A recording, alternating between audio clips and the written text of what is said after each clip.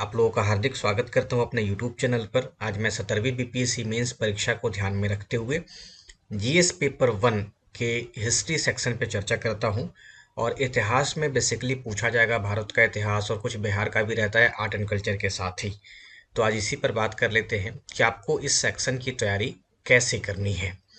सबसे पहले आपको ध्यान रखना है कि आपने हिस्ट्री का सिलेबस देखा होगा, उस पर मैं भी विस्तार से बताऊंगा और कोशिश ये करूंगा कि जीएस पेपर 1 के भीतर में हिस्ट्री और कल्चर का जो भी सवाल पूछा जाए वो आप बनाने की स्थिति में रहेंगे। तो इस पीपीटी के थ्रू मैं दिखाना चाहता हूं कि इसमें किस प्रकार के सवालों को पूछने की अभी तक परंपरा रही है। आप देखेंगे तो कला और संस्कृति, जैसे मान लीजिए कि हम मॉडल कुछ देख ले सवाल जो 69th बीपीएससी में पूछा गया था मेंस में। तो कला और संस्कृति से एक सवाल पूछा ही जाता है, आप सबको पता भी होगा। तो देखिए, तो मौर्य काल का पूछा गया था, कला और वास्तुकला। और प्राचीन काल में पूर्वी भारत के गुफा चित्र, ये भी आर्ट एंड कल्चर से ही सवाल पूछा गया है। तो यहाँ पे दो सवाल आप लोगों को साथ साथ 14 नंबर का दिख रहा है। 68 बीपीएससी मेंस में भी सेम कंडीशन रहा है। और प्राचीन काल में पूर्वी भारत में गुफाओं का विकास और पटना कलम पूछ लिया गया है। तो जो ट्रेंड है, एक हिस्ट्री और कल्चर से सवाल पूछे जाने की परंपरा रही है, तो एक या दो सवाल यहाँ से अक्सर पूछे जा रहे हैं। तो आप एकदम ये जो टॉपिक है उसके लिए बिल्कुल प्रिपेयर रहेंगे और अपने आप को इस तरीके से बना लें। अभी मैं इसको भी ओपन करूंगा कि इसमें कौन कौन सी कलाएं आपको पढ़नी है, संस्कृति कौन कौन सा जानना है। तो आप लोग एकदम फ्री माइंड से इस सेक्शन से प्रश्नों के जवाब देने की स्थिति में रहिएगा। और चूंकि अभी जैसे अभी जनवरी, आज 21 तारीख है, तो अभी जनवरी, फरवरी, मार्च ये सब महीना बचा है। तो आपको भी सेलेक्टिव होने की आवश्यकता नहीं है। अभी आपको थोड़ा सा लार्ज वे में पढ़ना है। आपको जो है ब्रॉड एरिया कवर करना है सिलेबस में, ताकि कोई प्रश्न छूटे नहीं। स्मार्ट स्टडी का मतलब होता है जैसे जैसे नज़दीक आते जाएगा एग्जामिनेशन, आप लोग उसमें सेलेक्टिव होते जाइएगा और उन सेक्शन पर ज़्यादा फोकस कीजिएगा जहाँ से हर बार सवाल पूछे जाते हैं। तो अभी आप लोग पूरे सिलेबस का होलिस्टिक अध्ययन कीजिएगा। तो कला और संस्कृति से सवाल पूछा जाता है। बिहार में हुए किसान आंदोलन से सवाल पूछा गया है। अब किसान आंदोलन में मान लीजिए कि चंपारण से भी सवाल पूछा जाता है जोड़ करके। बेसिकली यहाँ पे स्वामी सहजानंद सरस्वती का जो किसान आंदोलन रहा है उससे सवाल बीपीएससी में पूछे गए हैं। तो चंपारण जोड़ करके भी आप लोग तैयार करके रख दीजिएगा, उससे भी पूछा ही गया है। बिहार में जनजातीय विद्रोह, दो विद्रोह बहुत इंपॉर्टेंट है, जैसे मुंडा और संथाल। मुंडा प्लस संथाल विद्रोह से सवाल पूछा ही गया है।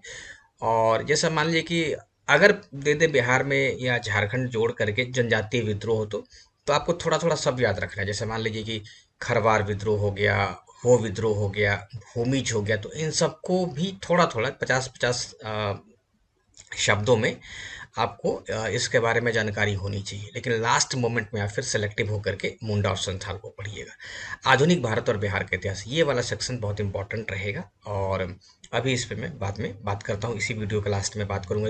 इसको भी मैं ओपन करके बताया हूँ कि किन किन यहाँ से टॉपिक से आपको सवाल पूछे जाते हैं। तो अब देखें कि कला और संस्कृति, पहले एक बार 69वीं बीपीएससी का आप सवाल देखिए। ये जो सवाल पूछा गया है, अब क्या हो रहा है कि इधर लास्ट 2 बार से एक्ट पूछे जाने शुरू हो गए हैं। जैसे ये 68वीं बीपीएससी का है, तो इसमें एक्ट पूछा गया है 1858। इससे पहले ये वाला पूछने की परंपरा नहीं रही थी। तो खैर कर लीजिएगा, ये भारत का संवैधानिक विकास में आप लोग हर एक्ट का 2-3 पॉइंट जानते ही हैं, बस उसी को आप अच्छे से लिख दीजिएगा। जब भी कोई एक्ट पूछा जाएगा तो 20-25 लाइन में उस एक्ट की पृष्ठभूमि क्या रही है। जैसे मान लीजिए कि कोई भी एक्ट लाया गया था, उस एक्ट को लाने के लिए कुछ न कुछ पृष्ठभूमि रही है। इस एक्ट का कुछ न कुछ प्रावधान रहा है और इस एक्ट का कुछ न कुछ प्रभाव रहा है। तो बेसिकली यूपीएससी में इन 3 पॉइंट्स पे ज़्यादा अध्ययन किया जाता है और इसमें प्रभाव बहुत इंपॉर्टेंट रहता है यूपीएससी के लिए। लेकिन बीपीएससी है और यहाँ पे मात्र 8 अंक का सवाल पूछा गया, नहीं कि आप 80 से 90 वर्ड में इसको आंसर लिख सकते हैं। तो 20-20, 30-30 शब्दों में आप इसको लिखिएगा। तो आप इस फॉर्मेट को याद रखेंगे। किसी भी एक्ट के बारे में आपसे पूछा जाएगा, चाहे 1858 हो, चाहे 1892 हो, या हो सकता है कि इसके बाद वाला भी पूछ लिया जाए आपसे। तो जैसे मान लीजिए 1935 के लिए बढ़िया से आप रेडी रहिएगा, सवाल इस पे आने की संभावना हो सकती है, जो ट्रेडिशन अब बीपीएससी ने बना दिया है कि अब पूछा ही जा रहा है। तो आप क्या करेंगे, जैसे मान लीजिए 1935 के एक्ट से सवाल पूछ लिए गए, तो आपको क्या करना है कि इसकी पृष्ठभूमि जरूर से पढ़िएगा कि क्या इस एक्ट को लाने के पीछे वो कौन कौन सी पृष्ठभूमियां रही, और आपको 30 वर्ड में लिखने की शैली, हैबिट होनी चाहिए।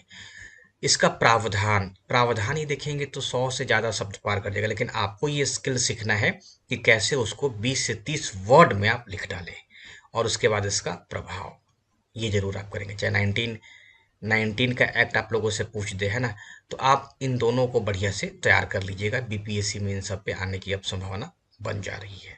1858, 1892 तो कर ही लीजिएगा, और 1919 का भी कर लेंगे, और 1935 का एक्ट जरूरी रहेगा।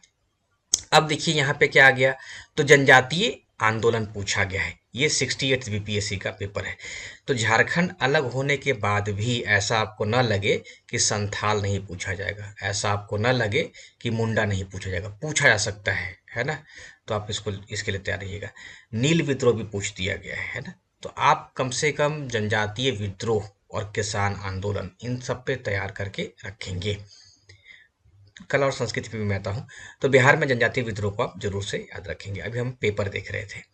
उसके बाद देखें तो जो सवाल पूछा गया है दूसरा में 68 बीपीएससी में, ये उसी का पेपर है, और ये वाला 69 का है। तो 68 बीपीएससी में पूछा गया, ब्रिटिश भारत की योजनाओं के अंतर्गत बिहार में औपनिवेशिक तकनीकी शिक्षा के विकास की चर्चा कीजिए, इसके प्रभाव का आलोचनात्मक विश्लेषण कीजिए। तो कितना आसान सवाल है ये, हर बार आप लोगों को पढ़ाया जाता है बिहार में पश्चिमी शिक्षा का विकास। प्राचीन काल में उत्तर भारत में हुए मंदिरों के विकास का विश्लेषण कीजिए। तो ये तीसरा सवाल पूछा गया है।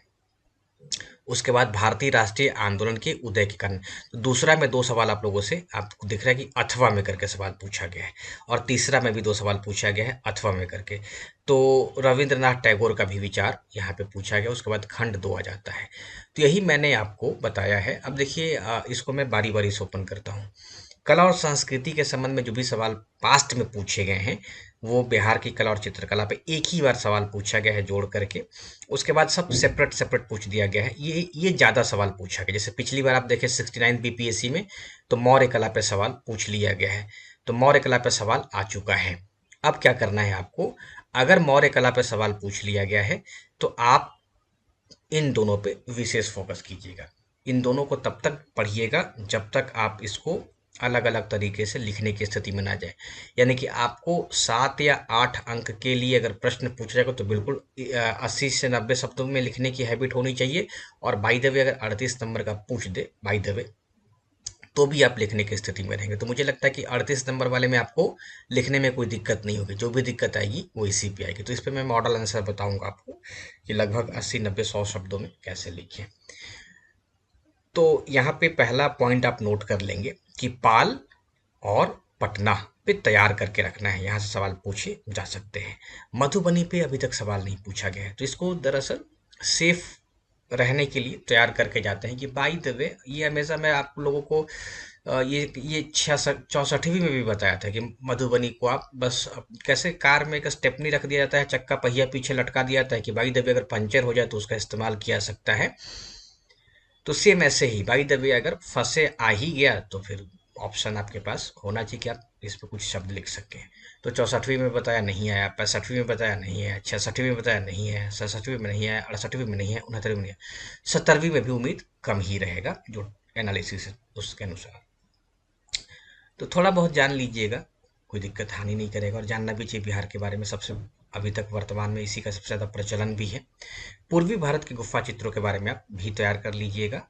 प्राचीन काल में मंदिरों के विकास को, तो ये कला और संस्कृति से देखें तो 1 या 2 सवाल यहाँ से लगातार पूछे जा रहे हैं। इस पे आप लोग और इसको ऐसा कर ले तैयार कि आप कहीं से भी पूछा जाए तो लिख दें। और इस पे बहुत रिवीजन लास्ट में करना पड़ेगा, तो ऐसा कर लीजिएगा कि 1 घंटे में इसको रिवीजन के लायक बना दीजिएगा कि 1 घंटे में इन सबको हम देख देख करके याद कर लेंगे। इसके लिए क्या करना होगा आपको, इसके लिए सबसे पहले आपको इसका फॉर्मेट याद कर लीजिए, और फॉर्मेट याद करने के बाद उसको लिख भी डालिएगा, और इसके कुछ कीवर्ड्स को याद रख लीजिएगा, बस हो गया काम।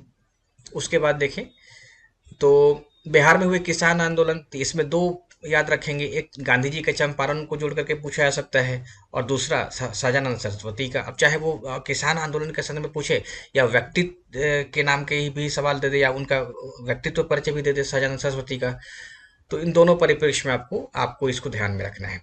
जनजातीय विद्रोह में दो बेसिकली आप लोग कर ही लेंगे, संथाल और मुंडा विद्रोह, इनसे सवाल पूछे जा सकते हैं, जैसे आप लोगों ने देखा कि इसके पहले वाले में मुंडा आ चुका है। और उसके बाद देखें तो आधुनिक भारत का इतिहास, ये अच्छा सेक्शन बन जाता है। इसमें 3 खंड मैंने किया है, एक औपनिवेशिक शासन के दौरान बिहार, राष्ट्रीय आंदोलन से संबंधित प्रश्न और व्यक्तित्व आधारित प्रश्न। तीसरा जो है उस पर विशेष फोकस कीजिएगा।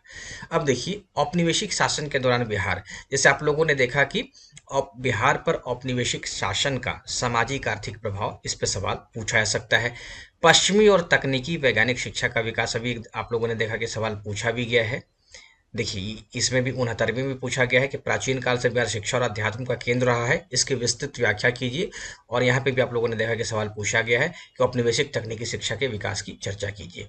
तो आपको हमेशा यहाँ पे अलर्ट रहना है। अब देखिए बिहार में या भारत में जो भी रहे सवाल, अ, या स्वतंत्रता आंदोलन के समय प्रेस का विकास, जैसे मान लीजिए बिहार ही जोड़, तो बिहार के उन सभी अखबारों के नामों को आपको याद रखना है जो हिंदी, अंग्रेजी, बंगाली में चलती थी। उस प्रेस प्रेस ने स्वतंत्रता आंदोलन में कहाँ तक अपनी भूमिका का निर्वाह किया है, और राष्ट्रीय जागरण में या राष्ट्रवाद के विकास में प्रेस का क्या रोल रहा है।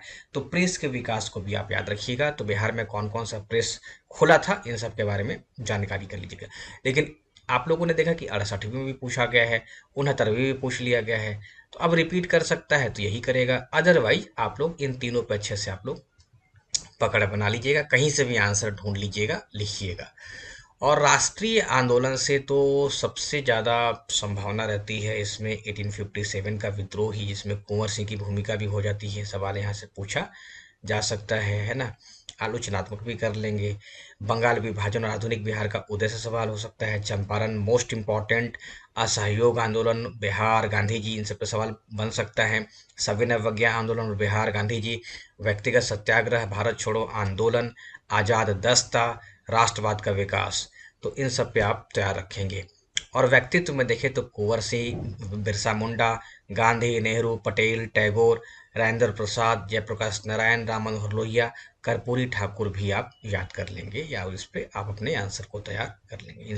इन पे सवाल इसलिए पूछे जाने की संभावना होगी क्योंकि इनको भारत रत्न दिया गया है, तो सवाल पूछा जाएगा तो आप लोग लिखने की स्थिति में रहिएगा। तो यही बिहार के इतिहास या भारत के इतिहास या आर्ट एंड कल्चर से सवाल पूछे जा सकते हैं। इतना अगर आप लोग हिस्ट्री में कर लीजिएगा तो सेफ जोन में आप रहेंगे, लिखने की स्थिति में रहेंगे। और इसके लिए आप चाहे तो 69 बीपीएससी में इतिहास में पूछे गए सवाल को आप देख लीजिए, सेम वही पूछा गया है। बिहार में आधुनिक शिक्षा के विकास और उसके प्रभाव को पूछ दिया गया है। भारतीय राष्ट्रीय आंदोलन कांग्रेस आंदोलन के उदारवादी चरण के योगदान का आलोचनात्मक परीक्षण कर लें। चंपारण नील आंदोलन का मूल्यांकन कर लें। प्राचीन काल से बिहार शिक्षा और अध्यात्म का केंद्र, ये रिपीट करके सवाल पूछ दिया है ना, दोनों एक ही जैसे सवाल है। शिक्षा और अध्यात्म का केंद्र रहा है तो इसमें अध्यात्म को जोड़ दिया गया है ना। तो कहीं ना कहीं अगर हम देखें तो आप लिखने की स्थिति में रहेंगे अगर आप मात्र इतने टॉपिक का जो भी मैंने बताया है उसको बढ़िया से कर लेंगे। तो इसके अलावे और कुछ पूछे जाने की संभावना नहीं रहती है। और ध्यान रखेंगे प्राचीन भारत के इतिहास में आर्ट एंड कल्चर ही जो बिहार से है रिलेटेड, उससे सवाल पूछा गया है। ऐसा ना हो कि आप सिंधु सभ्यता या वैदिक सभ्यता पे तैयार करना आंसर शुरू कर दें, ऐसा वहाँ से पूछा नहीं जाता है। ना ही मेडाइवल से सवाल इसमें पूछा जाता है। तो जितना मैंने बताया उतना कर लीजिएगा, सेफ जोन में रहिएगा। और तब भी आपको लगे कि और भी कुछ देखे तो सिर्फ और सिर्फ आप लोग प्रीवियस ईयर के क्वेश्चन को देख लीजिएगा। मैंने जितना बताया है वो सब पीवाईक्यू के एनालिसिस के आधार पे ही बताया है। Thank you, good night.